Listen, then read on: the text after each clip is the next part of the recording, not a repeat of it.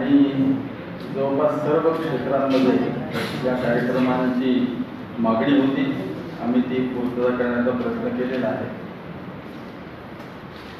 त्याचप्रमाणे दरवर्षी दुर्गोत्सवाच्या दरम्यान आम्ही ढोल ताशा पथक, विविध प्रकारचे कार्यक्रम आणि मोठ्या प्रमाणात देवीच्या जागरणाचे कार्यक्रम घेतो. यावेळेस देखील देवीच्या जागरणाचे कार्यक्रम आम्ही घेण्याचं ठरवलेलं आहे आणि ढोल ताशा पथक आहे आणि काही संगीताचे कार्यक्रम काही ठिकाणी मागणी येते तसे कार्यक्रम आम्ही घेत असतो.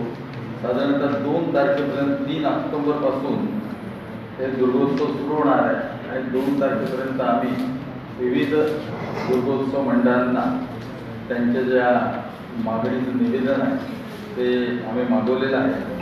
साधारणतः सर्व क्षेत्रामध्ये संपर्काकरता आणि आमचे प्रमुख